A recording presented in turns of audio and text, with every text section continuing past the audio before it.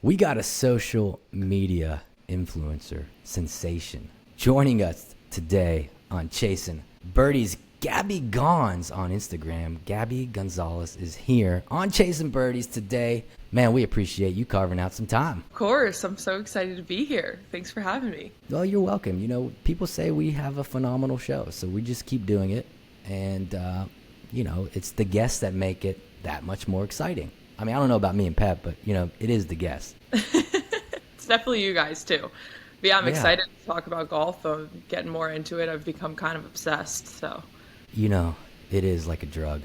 Mm-hmm. It is like a drug. It's a healthy drug, though. I don't know. My back's been hurting a little bit. My knee's hurting. I don't know. Well, so Gabby, where you're are you too young coming to be having that yet. Because I played volleyball. That's why. Volleyball, okay. Yeah. And there's not too much of a crossover between volleyball and golf. I mean, hand-eye coordination. Hand-eye coordination. Hand-eye coordination is pretty much it, though. But yeah, I played volleyball my whole life. I'm 6'1", and I have knee problems because of that. So something with the turning in golf, the rotation, like I have a really bad patellar tendon that just been hurting me recently. Yeah, I mean, I got injuries left and right, so I understand. Yeah, not from volleyball. But the difference is, yeah, she's 21, we're pushing 40, which I can't believe it. So our injuries are a little more like, how the hell did that happen? Like, yeah. Like he broke his, what was it, your tibia? What is it? The non-weight bearing. So playing wiffle ball last year. Yeah. Wiffle ball. Yeah, 7 screws, tight rope, and plate later. So. Oh my gosh. Yeah. Yeah, I broke my fibula playing volleyball. A little more reasonable, I guess.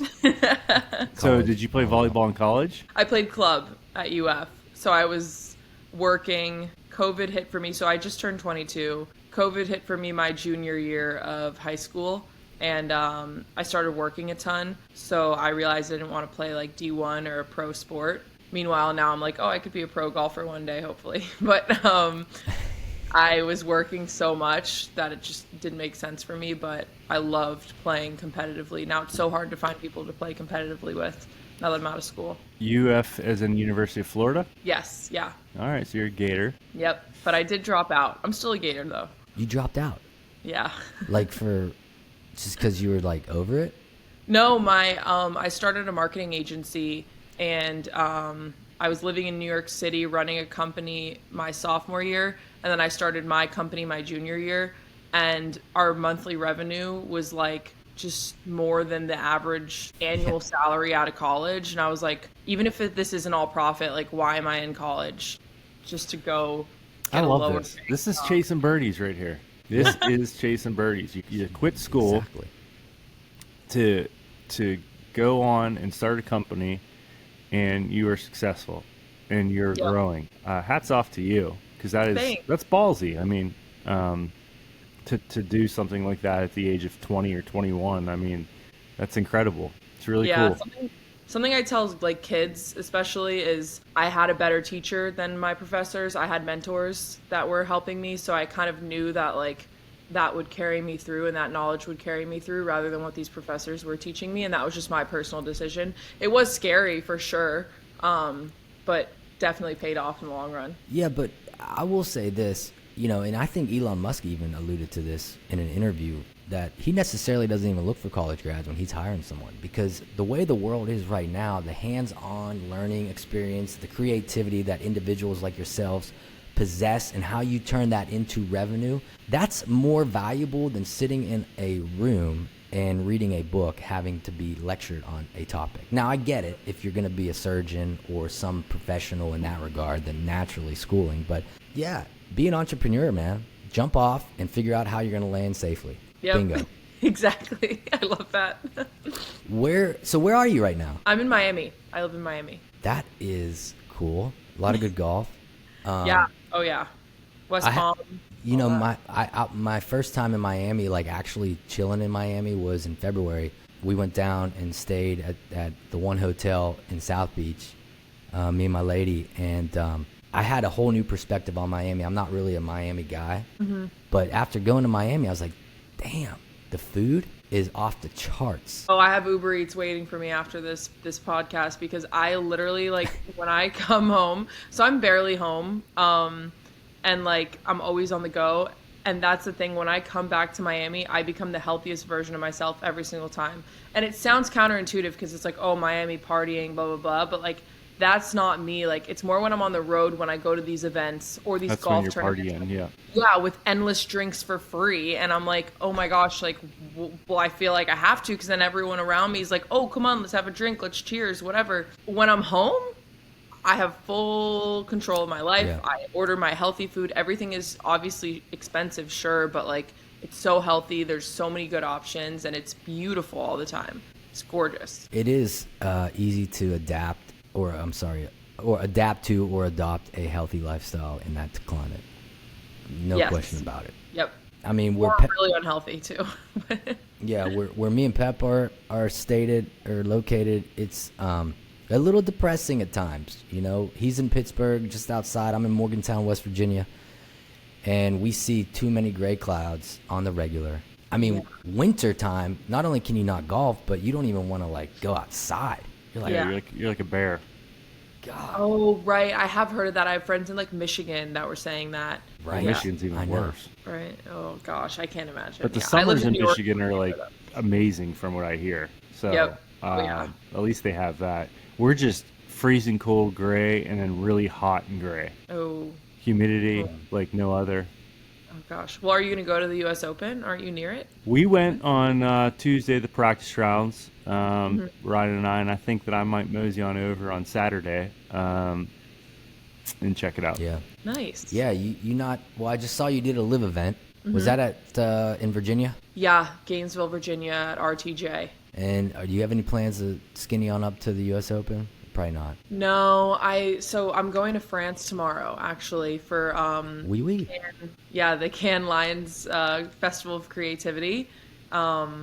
Speaking on some panels there, have a few events there, and I just wanted to go a little bit early because I've never been to France or anywhere in Europe. I've only been to the UK. Was that your first live event, or have you done them before? So I went to Live Miami with Four Aces because they had a chalet there, and it was amazing. Who's on Four Aces? Is that Dustin Johnson? Yeah, Dustin Johnson's the captain. Thomas Peters. Yeah, they're a great team. I love them. And their staff has been so nice with me. Like, their videographer is like one of my good friends now. And so that time I was invited by Four Aces to Miami. And then I went to Quail Hollow PGA with T-Mobile. And I made like a silly skit there. And then Liv saw it and reached out to me to start working with them as well. So then I went to Live Golf in Virginia with Liv. And then rekindled with Four Aces, though, but I played in the Pro-Am with the Fireballs. So I played with Louis Massaveu, I think that's how you say his last name, and Abe Answer. Abe Answer. That's awesome. Yeah. That's a guy that's fallen off. I love him. Yeah, he's fallen off. He was trending so well. And then People you don't ever tell me that, yeah. And you just don't get to see him anymore unless you're watching Live. But I had a guy once thought I was Abe Answer. I was at the Live event at the Greenbrier, and these guys were saying, they were yelling Abe down the hallway, and I'm like, what the fuck is this guy doing? And then at the pairings party, you know how they do the pairings party, the guy came up to me and was asking me how I get so much swing speed and hip rotation. And this guy could not see straight. I mean, his eyes were crossed. Okay. He was hammered. Yeah. And he was all stoked. And I just kind of rolled with it. And then the next day I saw him walking around. I was like, but like, you were mistaken, man. And he started laughing. He's like, oh, my God, but you look just like him. I'm like, I don't really look just like him. But Enough resemblance for him to think it was you, and he was intoxicated, I guess. yeah. Abe's too tall. Abe's too tall to be bashed. So. Oh, really? How tall is Abe Answer? Like 5'8"? 5'9". Yeah, 5'9", maybe. I don't know. I think. I mean, I'm not that far away. They just laugh at my height all the time. How tall are you? 5'6.5". Okay, that's great. But I mean, like you're 6'1". My lady's 6 foot, flat-footed. So She's 6 foot? flat-footed, yeah. I love that. Yeah. Yeah. You're a king. Yeah. I mean, You became an absolute king. God. absolute zero insecurities around this. I mean, Good. and I'm just like, you know what? What's up? Because most girls, they're like, especially taller women, you know, they're like, I would never date anyone under 6'5". You know, that's like and it's like, well, what about, you know, we breathe the same air. Yeah. Well, I always say, like, if you're over focused on a physical thing like that, you're never going to be happy. Like, you're allowed to have preference, sure, but the women who are like, no, he has to be 6 foot, it has to start with a 6 or whatever, it's like, you're going to die alone probably and be a little unhappy for the rest of your life if that's all that you're caring about and focused on. And if that's what you're like restricting, it's something you can't control. Like, you could even be like, oh, I want a blonde guy, and like make him dye his hair blonde, sure. But like, don't like no, he has to be 6 foot. Like, you're gonna miss your soulmate. That's my opinion, though. So. Yeah. Yep. See, people, it's not always what you think, man. It's not always what you think. But so, France, I see your business. You got that thing going on, and I mean, so what got you like kind of rolling? I know Pep and I always talk to our guests about this, like their personal aspect of how they got to where they are today. You know, we measure success as humans by what we accomplished to this point. You know, if you start looking ahead into the ether and comparing yourselves to other people, other positions, you miss the moment you're in. You want to take a step back and look at where you started to where you got to today. And so for you, like, what was that? When was that point of you like kind of finding your niche? Well, honestly, I feel like I've had so many different seasons in my life. And I've spoken on podcasts before, and I get a lot of comments, people being like, how is this girl, sounds like she's lived a lot of life. She's only 22. But I honestly started, so, I mean, we can go back to the, oh gosh, I'll make a long story, medium story. Yeah. So basically my family used to be extremely wealthy, and my grandfather was the CFO of Chase Bank for 20 years. So super big businessman, like absolutely killing it. Started a race team, like all this crazy stuff. He got me into golfing actually when I was younger. But then made some poor business decisions, and I went from being like a trust fund baby to not having anything. And that was at the age of like 14. And not having anything, just not well off anymore. Now it's just like whatever my mom and dad makes, like that's what our family has, not what my grandparents could give us. And so I started working like 2 to 3 jobs the second that happened because I wanted to keep affording volleyball and all this stuff. And then I really got obsessed with sales. So I started working with a sneaker company, a little kiosk pop-up in a mall nearby. And out of boredom, I said, let me start your TikTok. And this was when COVID hit as well. So it was kind of like a catalyst in the industry for like a lot of growth potential. And I started posting 6 times a day on this business account.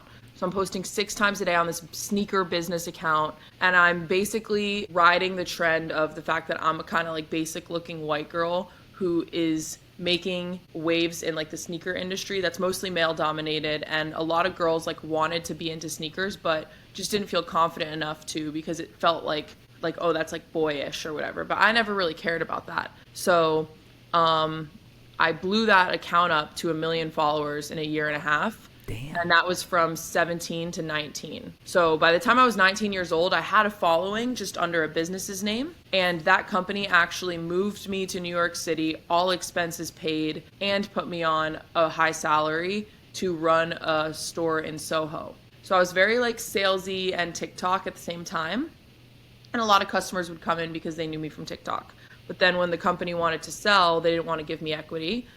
They were trying to sell for like $9 million, and I was the reason that it was worth that, and they didn't want to give me equity. They're like, oh, this isn't how business works. So I quit, and then I did it again for a tequila company, brought them to 250,000 followers in a month, and I was like, okay, I'm good at this. Like, these companies are increasing by millions of dollars in valuation because of my TikToks. Like, how can I do this for where I feel like it's mine and my name's on it? Hence when I started my company, SG Social Branding. Our first client was Bleacher Report, and I was doing that for a bit, but wasn't making that good of money, to the point where in order to pursue my business, I was driving Uber Eats last March. Yeah, last March. I was driving Uber Eats just to like make extra cash because I was like, oh, I don't want to feel stressed about money. Yeah. And then I met my ex-boyfriend who kind of like encouraged me to post on my own page because I never wanted to do that because I just didn't want to get pushed into a niche. But he did like content about being tall, and I had done content about being tall that went viral, but I was embarrassed by it. And he was like, no, look at me, like I have followers because of it.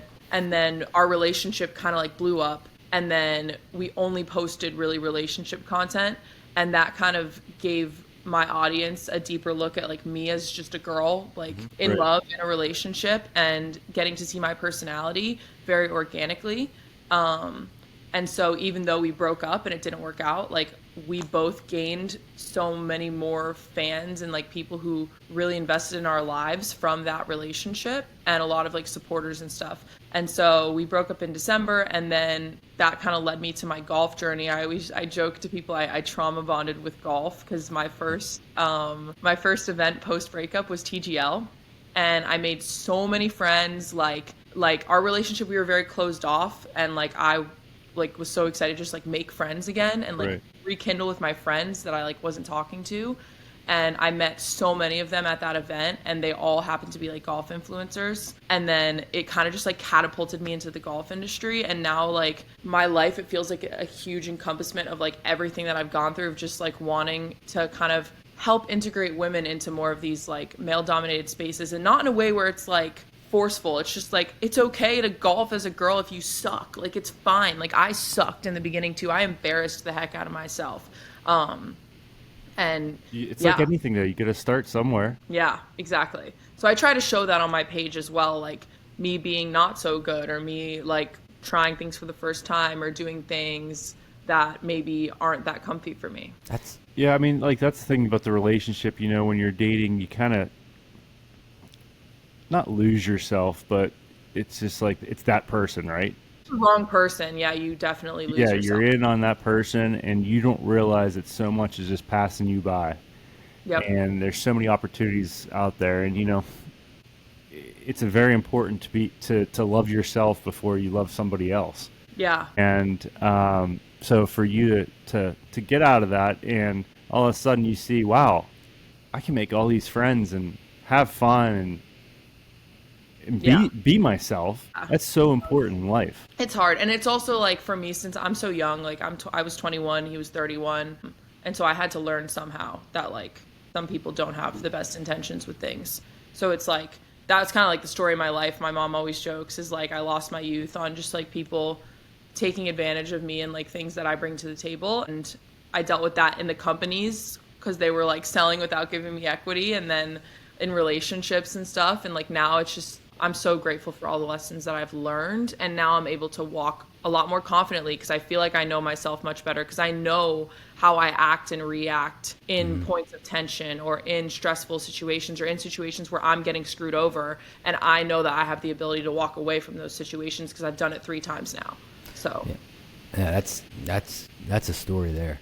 I mean, but it's all building blocks. It kind of all gets you to where you are today. And that's why I said earlier, it is like kind of, that's how you measure yourself in terms of your success or where you're at. It's like where you started to where you are, and not getting bogged down with, because I don't fool around too much on social media. I mean, obviously I have Instagram, and we as a podcast have Instagram, and we post stuff. Our girls will post stuff that work for Chasing Birdies, but we're not like obsessing over it. And I don't think it's so much, it's definitely not out of fear, but I think for us it's more like we don't really understand the ropes too much, you know? We're just kind of don't. throwing shit at the wall and seeing what sticks. of social media. Yeah. Yeah.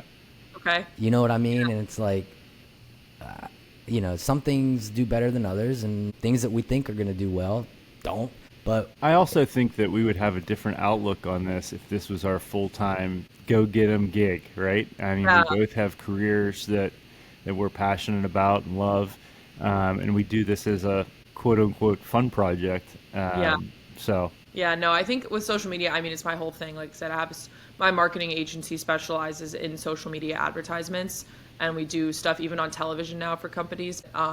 It is mostly like social media short form ads, and it's just a lot of dopamine hits. And it's like, it's a lot of people who feel entitled to assert their opinions on things in like rude ways where they kind of forget that it's people on the other side of the screen. And it's definitely an interesting place. And the more I learn it, the more I fear it a little bit. And like, it's just something that is so cool though at the same time, because there's like, I always joke there's two sides to social media, because it's like you can choose to see the positive things, and that's what I'm like focused on as someone who is constantly posting my life. But you can also choose to see the negative things, and I'll even make videos replying to negative comments, and I'm 2 for 2 on them deleting them after I reply to them, because it's like once they get put on blast, put on spotlight, like people just go on there and say stuff and think there would be no repercussions of their actions, because yeah, we have freedom of speech. Like you can say whatever you want, but it's like you don't know how this could be affecting the person that you're saying it to, because it's online. It's not in person to my face or to your face.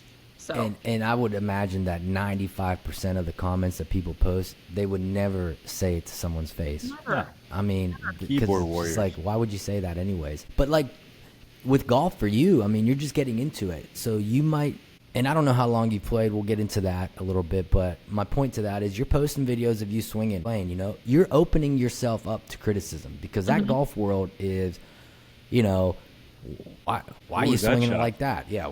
You're better off selling sneakers. What are you doing? Blah, blah, blah, blah, blah. But you know what? F them. Yeah. Well, I think with golf too, like with stuff like that, it's funny because there's also kind of a debate of like when you post on social media, you're putting yourself up for commentary. But it's also like when you sign up for Instagram, you're not signing up for bullying. So there is like a fine line of like people being like really rude and whatever about my golf swing. And then there's also a lot of people who leave a lot of constructive criticism that I'll literally ask for too. I'll be like, if anyone ever leaves a comment like criticizing my swing, like it doesn't bother me. But if they're rude and they're like, get off the course, like what's wrong with you? Like stop golfing, just stop trying. It's like, okay, you're just unhappy with yourself. Yeah. That's part of why I try to kind of show it too. But once again, I try to highlight the positives. Like I'm like, some people will say I'm overly optimistic. I don't think that's an even thing that can exist. Like you make your own reality, like just be positive and positive things will happen. So like I am always trying to show, like I highlighted a video of like the pro at my home course gave me a pink bag. Like, cause I was just getting into it. He'd seen me on Instagram and he wanted me to stay motivated, and he was nice. It's like the people in person are so nice, so motivating, like so helpful. The people online can't really speak for them ever. Yeah. And, you know, this goes back to a simple thing in life that my son's 8 years old, and every time he gets on the bus, I tell him, hey, just be kind to everybody today. It's a lot harder in life to be mean. It takes more of an effort to be mean in life than it is to be nice. And words hurt people, and kids are ruthless and things like that. So, and it's carried over. And I think a lot of this is to do with that social media. What you said, people feel like they can say whatever they want because they're behind a screen and they're just typing. And you don't know what that person's going through. You'll never know. You will never know what someone's going through. That's also the crazy thing about social media, I think, is like not even just social media, just in life. Like even with like a hostess who's having a bad day, you will never know someone's full story. Like you just, I'm not ever going to tell everyone my entire life story and everything I've been through and all the adversity I've had to overcome. Like, no, like no one's going to go out there and just like wear that completely on their sleeves. Right. So yeah. And that's like me. I'm guilty of that sometimes, you know, like with the beggars, the people begging for money at the corner of 7-Eleven and Sheetz. And I'm like, I'm not giving you $1, and I should because I'm better than that. But I don't, because I look at them and I'm like, he's got nice hair. He cut his hair. He's got fingernails are cut. He could get a job. If he could stand there and ask for money, he could go work somewhere. But do you know how much I saw a video on this? But I don't know. Some guy got caught doing this, and he was giving this front off that he had a speech impediment. Well, they interviewed him and the speech impediment was gone. And he said, I make $60,000 to $80,000 a year doing this. Yeah. Acting like how I'm acting over here. And so, like, think about that, dude. I mean, literally think about that. It's insane. I know a guy that the beggar had a sign that said he was blind or couldn't see, lost his eye in war, some shit like that. So a buddy of mine was at the light and he held a $100 bill out, just kind of dangled it. And the guy rolls over and tries to grab it, and he pulls it away. He's like, I thought you were blind. And so that's what I mean. Like, they're probably not. It's effed up. Oh my gosh. But You got to feel some compassion. It's like these autograph seekers. We went to the U.S. Open on Tuesday, and I mean, there's adults pushing my 8-year-old son out of the way for an autograph, and I'm thinking, what? Number one, what are you going to do with that? Which I'll answer my own question, but they're going to sell it. These autograph seekers are making $80,000 to $100,000 a year on chasing these people around, getting autographs and flipping it on these sites, and it's insane. But it's like, dude, like my son doesn't know who that kid is. Let him go. Yeah, Just let him get his autograph. great. I think it's just unfortunate because like as my success has grown, as I've gotten more opportunities, as I've become more financially stable through the jobs that I'm doing, the more I realize like once you hit a certain amount of income, whether it's $60,000 a year, $80,000 a year, $500,000 a year, whatever that is for you, it's like, what are you doing to earn that, and how does that make you happy? Because it's like I would never be happy. I'm like, dang, you can make $80,000 a year flipping signatures, but I would never want to do that in my life. Right. Like, I don't want to live my life chasing down celebrities at tournaments and then going to kids and being like, oh, you want Scotty's signature? Yeah, $100, fine, mom. Like, no, that's not how I want to make my living. No. Oh gosh. Well, that's what DeChambeau got off 18, and there's a slew of people, and everyone started rushing, and these kids are getting smushed, you know. And he's like, he told everybody, he's like, you guys got to relax. And he said, I'm not signing for adults, I'm only signing kids. Wow. But I mean, he was kind of fed up with it. Well, yeah. He was a little bit fed up with it. I mean, I've watched him at multiple tournaments now, and I got to meet him at Live actually and shake his hand, which was cool. It's so funny. I don't get flustered. I always joke I'd only get flustered by Bryson DeChambeau and Hayden Christensen. And so I saw Bryson, I was like, shoot, I gotta say something. Like, I have to say something. And I didn't say anything. And then I went and I played the Pro-Am. And on like hole 3, he came by and watched all of us hit. Oh my God. And I'm like, I'm gonna have a heart attack. I like literally almost had a heart attack, I think. And I actually hit it okay. I topped it a little bit, but I didn't hit it badly. And he said, have a good round, whatever. Because I was with people from golf.com that he knew. And then I saw him back in the clubhouse again after the Pro-Am. And I was like, I have to say something. I'm going to regret it. Like, this is like an opportunity that people would pay to get. And I just walked up to him and introduced myself, and I forgot to say my name. And he was like, what was your name though? And I was like, oh, Gabby. Yeah.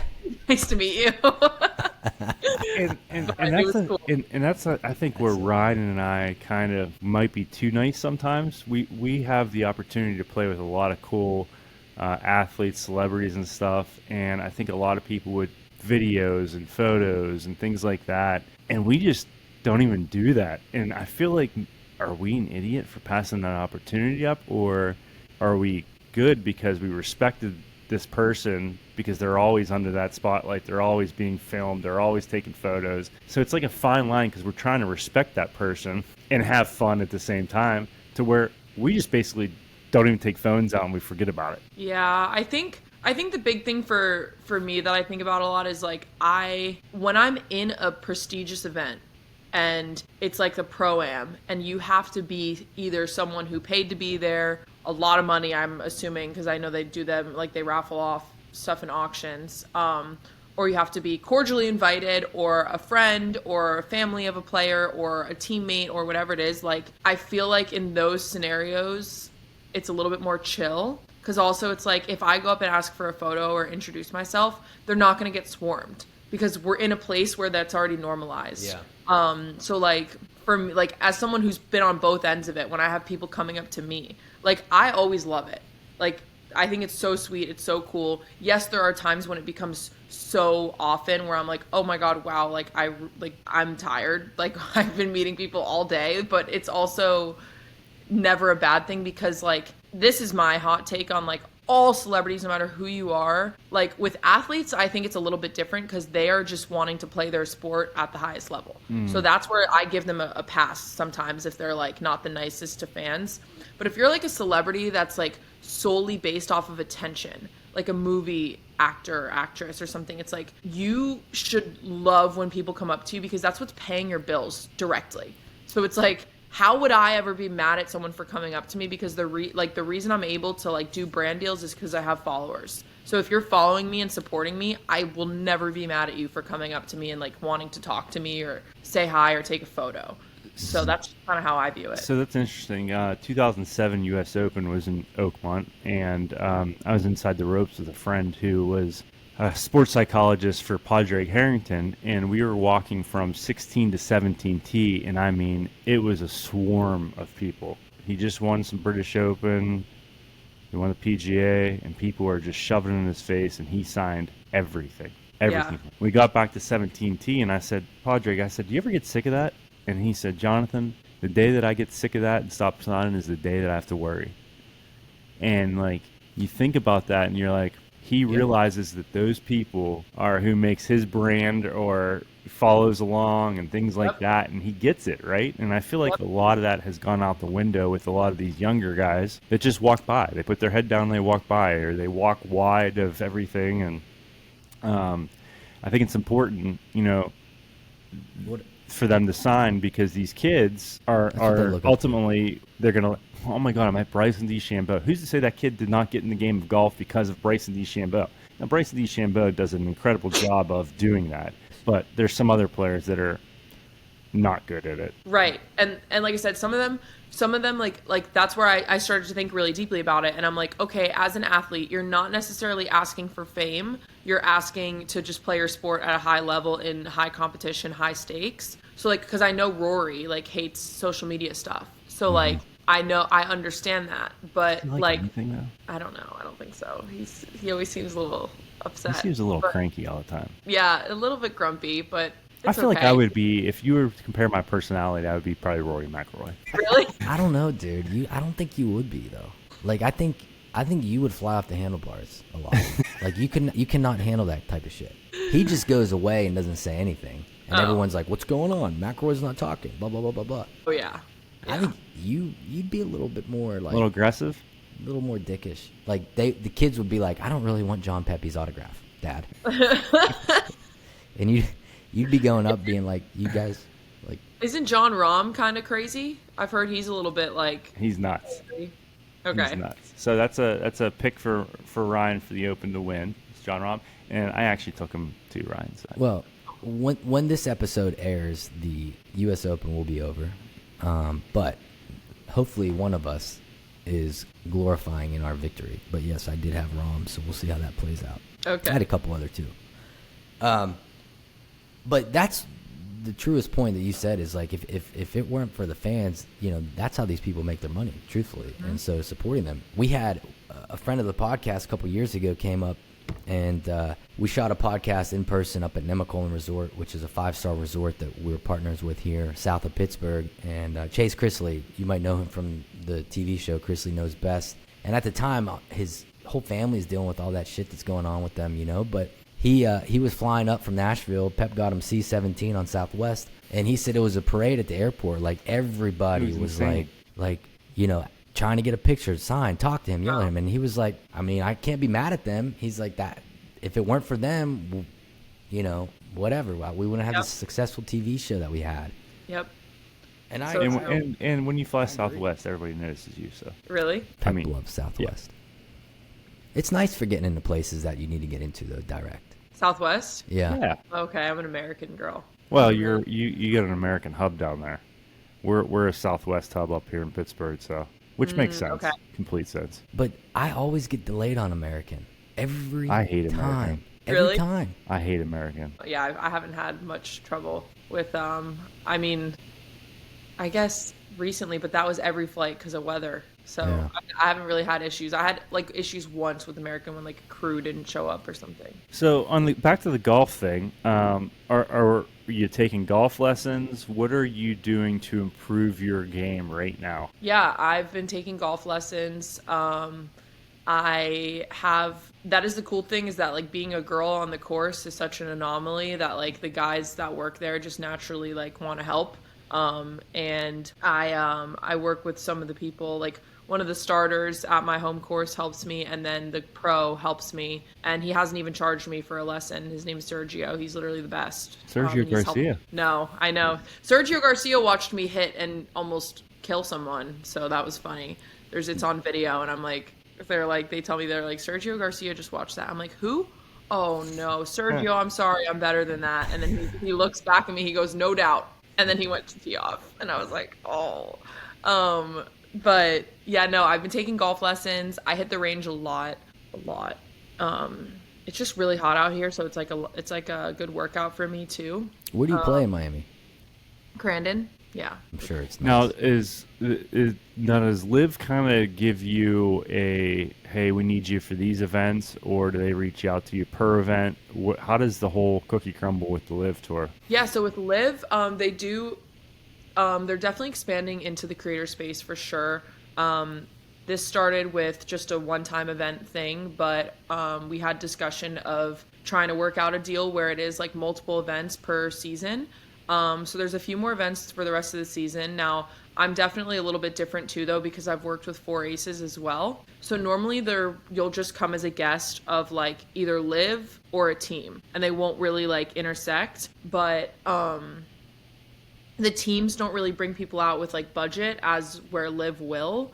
And it's because it's like Liv as a whole, like they have the Club 54 and like their birdie shack and all that stuff. So with Liv, I'm waiting to like confirm a longer term thing with them because I love their events. Like they're so fun, especially as someone who like would still be in college technically. Like I don't know why more frats and sororities aren't like attending their events. Like it's literally waste management, but every week. And like it is so fun. Like it's way less like serious. I feel like it's still very serious, but it's way less like stressful. Like I feel like when I'm at like PGA events, it's like so proper, like so like clean cut, like very like high tense, like whatever. Like at Liv, it's still that way, but it's almost like more intimate with the golfers right now because it's not as packed as like a PGA event, and like that's where like I think it will be very soon. But yeah, their season's coming to an end soon, and we're talking about like hopefully doing something long term for their next season as well. And then also with 4 Aces, they're opening their arms to me, which is really cool, and I'm hoping to lock something in with them as well. Yeah, I mean, you're not wrong in the aspect of the entertainment and the funness and the vibe. I mean, because it really is something to see. From the people jumping out of the planes to the music blasting. You know, coming from I'm definitely not conservative in that regard in terms of golf. I still appreciate the conservative aspects to golf, and I adhere to that at every certain time and place. But I am more in a lax field, I would say. But I'm not knocking Liv at all, purely from the spectator point of view of watching golf. You know, outside of the players that the big drawing names like, you know, DeChambeau, Reed, Rahm, and Phil Mickelson still attracts people. But I just can't. Like, I could not tell you where they're playing next. I couldn't tell you what team's leading in standings. I couldn't even tell you the last time I really watched it. But I'm not hating on it by any stretch. I do think that it adds a great twist to golf and kind of exemplifies where golf's headed or the trajectory it's on. But, yeah, I'd rather watch the Sunday round at the Memorial Tournament as opposed to the Sunday round at RTJ. And that's just my opinion. But it's not knocking what they have tried to create at all. No, not at all. And it's interesting to hear that because it's like, it is funny how like I'm brand new to golf and I'm becoming more interested in Liv because it seems newer. It seems flashier and fun, more fun. They have goats there. They have like pop-ups and like they're starting to do more social media. Like the teams weren't doing a ton of social media. They're getting more involved in that. And like, I just think that to me, I'm like, oh, it's a lot younger too. So like for me, it's not in a way where it's like people who are elder or whatever can't attend, but it's just like comparing Quail Hollow to RTJ. Quail Hollow was amazing because T-Mobile is amazing and took amazing care of me. But if I wasn't there with T-Mobile on that, like I'm wondering what the difference would be for me for these events. And like I said, like I'm familiar with the teams, but I'm not familiar necessarily with who's in first. But I have no clue about that for PGA either. Yeah. I just know that Rory won the Masters. That's like literally all I can tell you. The Grand Slam. Yeah, that's all you need to know. Yeah. But you know, there's like when you go to a golf event, whether it's Live or PGA, it's taxing no matter what. Unless you're there for the straight atmosphere of staying somewhere for the whole day. Like, for example, the Birdie Shack, which is cool. Club 54, all juice. But if you're walking around the golf course, no matter what event you go to, it's a pain in the ass.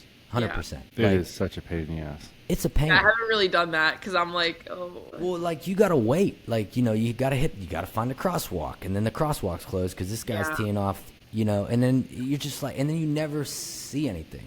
Like, you know, I did follow Thomas Peters in the end of Live at RTJ, and it had been pouring all day to the point where I was sitting in the media center. It was flooding, like literally pools of water. And I just remember, the bugs, and it was sticky, and the grass was getting all on my shoes, and I was like, oh, this is not fun. But that's my only experience, and it was not fun because of the rain. So yeah, golf in general is not fun in rain.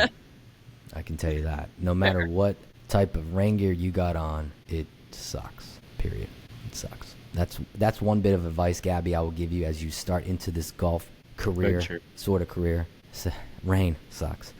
Yeah, I have a video of me. I was golfing in like a monsoon. It was funny. It was for content. We stayed for content, but it was bad. How do you manage the aspect of promoting yourself and then with your business trying to promote brands? Like, because that's got to be a balancing act, right? Kind of. It's more not about promoting. I guess it's more about like pitching. So okay, like, so you're more consulting for them. No, so on my agency I have over like 35 content creators that I'm constantly training to basically get them to the caliber that I'm at with content creation. And we do UGC videos for companies. So we have all these like faceless creators that are really good at creating content. They look great on camera. They do great on camera. They can execute scripts. And I do all of the scripting, the ideation, like the planning, the consulting, things of that sort. And my business partner and I will get on a call with the companies and consult with them and then come up with, okay, what are we going to do for your social media now? And then I'll go to my team of creators and execute that. We'll go to our editors, make sure they execute that. And then we'll deliver batches of content to these brands to run as ads or post organically on their social media pages. So I could technically do that for T-Mobile, right? But T-Mobile also will pay me as an influencer for me to attend an event and post a video. The difference between me and my agency is none of my creators are posting on their pages. It's really just like an advertising agency where we're making these short form videos that are up to date with trends. We're mostly college students, like younger demographic, and we're focused on doing like the more salesy videos or honestly whatever the client wants. So a lot of the times too, I'll work with a company and then I'll kind of funnel it into my agency and be like, hey, you paid me $20,000 for one video.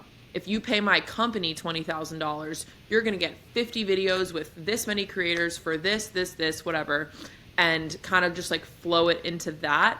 And it's honestly like kind of just one big business, it feels like, because me and my credibility as a creator is what makes our business different. Because it's like, yeah, creators like me with millions of followers can charge $50,000, $60,000 for one video sometimes. That's insane. But I know. But if you were to pay that to my company, you're getting a full-blown year-long marketing campaign orchestrated by me, ran by me, but you're not paying for just me and my face for one video. You're getting 65 videos and 65 different scripts, and you're getting unlimited usage rights, and there's no competition. And it's like, it's been really good because we found that gap in the market when it was wide, and there's still, we haven't found other agencies that do what we do. So it's honestly kind of all just the same conversation, and then it depends like what the brand is looking for, whether they just want like a celebrity endorsement, which is when they would use me, or if they want quality converting content to like make sales or like see the needle actually really move and like put spend behind these videos. Yeah, I mean, you sound like you know what the hell you're doing. I mean, you know, talking that lingo, put spend behind the videos. I mean, that's like, yeah, she doing it. Thanks. And she's waiting. I mean, on it's my full-time thing, and then I also do the marketing for this clothing company called Comfort. and we're like the fastest growing D2C company in the world right now. Man, Steve Pearing would be like all over you right now. All over. I mean, this guy's been in the clothing apparel business for years. He can sell ice to an Eskimo. I love it. You know, he's always looking for that next thing. Set it up. Yeah. No, that's awesome, man. So you are the epitome of chasing birdies. That's what we try to exhibit here, man. Like people that are doing it.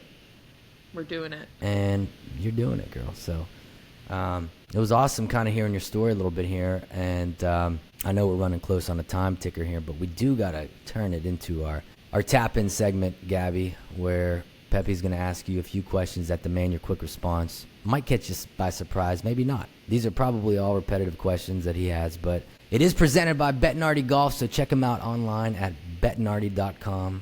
Get you a new putter or new wedges. Take it away. All right. Favorite experience you've had so far? That's With so golf? broad. Exactly. Anything. Favorite experience you've had so far? Oh my gosh. I'm going to go with golf. I'm going to narrow it down to golf. I'm going to say Shooter McGavin walked up to me at Topgolf and told me I could shoot. That's pretty sick. That's pretty cool. Yeah, it was good. It All made right. me happy. Advice for younger girls. Oh, do you have another hour or what? In what regard? I would say don't care what other people think. Be respectful, but like completely shut other people out and keep a tight core group of friends and family close all the time. All right. What type of music do you listen to on the course? I don't listen to music on the course normally because I'm trying to take a break from technology and stuff. All right. But when I do listen, I would probably say like R&B, smooth jazz stuff, maybe. Get that swing feeling right. Yeah. Last question. What are you chasing? Birdies. I'm chasing more travel destinations. I'm just trying to like see the world, honestly, and just more opportunities to grow and meet cool people. Well, I tell you what, we're cool people, you're cool people, and we have a great travel destination here in Southwest PA, Nemacolin. Pepe's wired in like an electrician, and we should get you up to Nemacolin at some point, maybe in the fall when it's beautiful, with 2 Pete Dye courses, and we shoot some content. Amazing. Let's do it. And you know, that'd be fun. But yeah, no, I really was enjoying our conversation here on Chasing Birdies. It's very interesting. And you got a good head on your shoulder because, like I said, in that whole world, people get depressed over shit, man. Mm-hmm. I mean, that's real life. Yeah. You know? Yeah, it can be tough. It can be mentally tolling, but like I said, like I love your messaging of like, take a look at where you've come from. And like me now, I love my life. I live my dream life. Anyone who talks to me, they're like, why is this girl so happy all the time? But like when I look back at a year ago, 2 years ago, I would have killed to be where I am right now. Yeah. Like borderline killed to be here. And now it's like, my mom's a high school teacher. Like I said, I came from a lot of money and then didn't. And I understand how hard it is to like work to live the life I'm living. And I'm happy that I can support my family and like live this life and do these things. Yeah. So Carve I your love path. listening to this. Yeah. Yeah. Awesome. I'm very Well, keep happy chasing. for you. Thanks. Yeah, Gabby, it was awesome having you on. Check her out online, Gabby Gons. And obviously you have Gabby Gons on Instagram, but I don't have TikTok, so clearly. Everywhere else, yeah. It's really, if you look up Gabby Gons or Gabbers, normally I just pop up, which is cool. Gabby Gons or Gonzers. That's it. Gabbers. Well, it was awesome having you on, and thank you for coming on today. Thanks for having me. This was so fun. Yeah, well, we appreciate it.